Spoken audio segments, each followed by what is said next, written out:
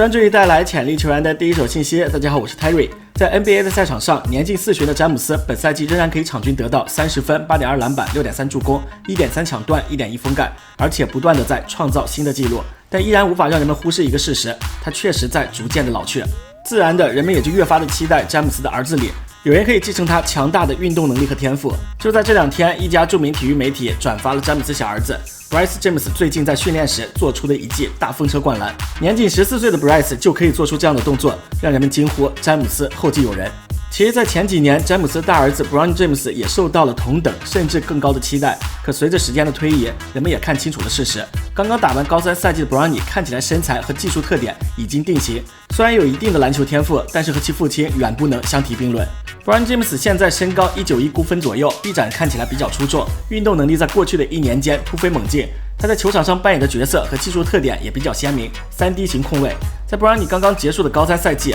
他场均可以为塞拉峡谷拿到8.8分、3.3篮板、2.8助攻、1.9抢断，在一些比赛中发挥的也比较优秀。ESPN 最终将他排在了2023届全美第43位，仍然是4星高中生，但排名比赛季初有了一定提升。从遗传上看，布朗尼应该更多的遗传到了其母亲的外貌和静态天赋，与他老爸站在一起，体型相差明显，这也是制约其成为一名统治型球员的主要原因。而次要原因，布朗尼虽然在防守端很有一套，在球场上也愿意分享球，球商也够，但自主进攻的意识和能力非常一般。相比起布朗尼 ，Bryce 看起来更有机会遗传到他老爸的身体天赋，年仅14岁已经有超过190公分的身高，动态天赋还没有开发就已经可以大风车灌篮，一双长臂未来很有可能成为他的优势之一。而从球场表现看 ，Bryce 在进攻端的自主进攻意识很强，运球后的干拔跳投动作像是得了杜兰特的真传。在他打过的比赛中也展现出了一些与众不同的天赋，但这样就可以认定 Bryce 未来必超 Bronny， 而且能继承詹姆斯的衣钵了吗？显然为时尚早，